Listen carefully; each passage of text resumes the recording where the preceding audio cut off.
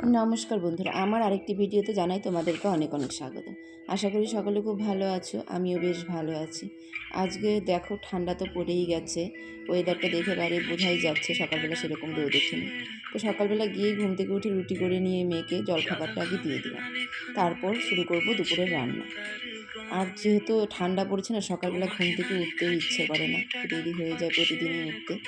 তো এদিকে আমি সব কিছু সব কপি আলু সব কিছু দিয়ে আমি এটাকে একটা চচ্চড়ি বানিয়ে নেব। মানে কফি বলতে কি, কফির ডাঁটিগুলো যে হয়, কফির ডাঁটিগুলো, মোলার ডাঁটিগুলো সব কিছু দিয়ে এটা আমি একটা চচ্চড়ি বানাবো। এটা কিন্তু আমার বর খেতে খুব পছন্দ করে।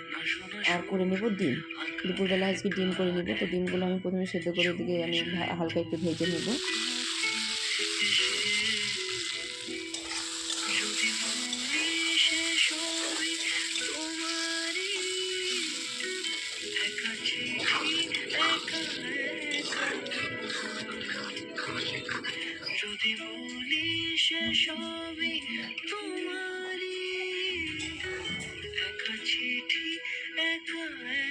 দেখেন রান্না করতে করতে না সাইডে খুব জল তেল মানে পড়ে, এত জল আর তেল পড়ে যে একটু পর পর মানে মুছতে হয়।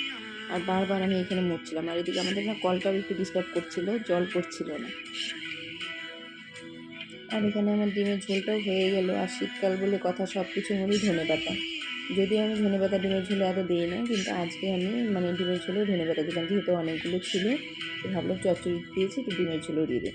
আর শীতকালে সত্যি সবজি মানে সব রান্নার মধ্যেই প্রায় ধনেপাতাটা দেওয়া যায়, ভালো লাগে। অনেকে তো মাংসের মধ্যেও ধনেপাতা খায়, সেটা আলাদা। কিন্তু আমি যেরকম আরেকটা মাংস করি সেটা শুধু ধনেপাতা দিয়ে, ওটাও ভালো লাগে। ওটাও এর মধ্যে করব একদিন। আর এখানে দেখো ডিমের ঝোল, আর এখানে আমার সব কিছুই রান্না হয়ে গেছে। তো আমি এখানে নামিয়ে নিয়েছি, সব নামিয়ে ঢেকে রেখেছি। তো এখানে যে চচ্চড়িটা যেটা করলাম, এটাতেও ধনেপাতাই দেওয়া আছে সব কিছু। আর এখানে শ্বশুরমশাই যেহেতু ভালোবাসে না চচ্চড়ি, তার জন্য একটু দুটো বেগুন ভেজে নিয়েছি। যেহেতু মানে উনি আর কি মানে খেতেই পারে না, চচ্চড়িটা একদমই ভালোবাসে না। আর এখানে শাশুড়ি মা সকালবেলা ডাল করেছিল, ডালটা একটু চচ্চড়ি টাইপের করেছিল, যার জন্য এখন আর আমি ডাল করলাম না। আর এখানে শাশুড়ি মায়ের ডিমের ঝোল আর আমার। তারপর সন্ধ্যাবেলা দেখো আমার ননদ বলছে যে বৌদি আজকে তোমাকে একটু মেকআপ করে দেবো, কারণ আমার আজকে অনেকগুলো অনলাইন থেকে মেকআপ এসেছে, আমি আজকে করে দিব, দেখবো কীরকম লাগে তোমাকে। তো ও চলে আসছে আমার ঘরে, এসে মেকআপ করে দিয়েছে। তারপরে বলছে যে আমি তোমাকে দাঁড়াও, চুলগুলো একটু কার্লি করে একটু ঠিক করে দিই। তারপরে চুলগুলো একটু কার্ল করে দিল, দিয়ে এখানে চুলটাকেও একটু ঠিক করে দিল। তারপর আমি কী করলাম বলো তো, ভাবলাম কি যেতে হবে একটু মেকআপ করিয়ে নিলাম, তাহলে একটা ড্রেস পরে একটু ছবিই তুলে নিই।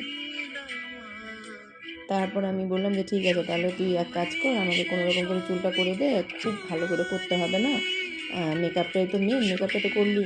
আর এখন আমি তাহলে গিয়ে একটা ড্রেস পরে আসি, আমি একটু ছবি তুলি। তখন বললো যে ঠিক আছে তুমি যাও, তুমি রেডি হয়ে চলে গেলাম ছবি।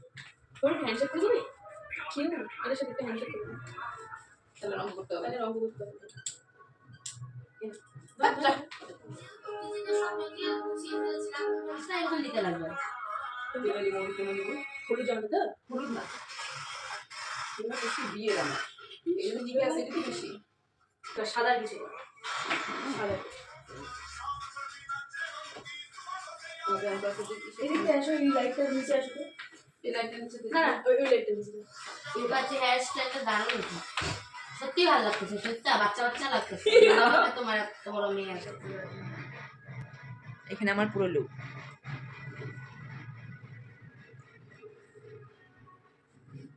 মা কোন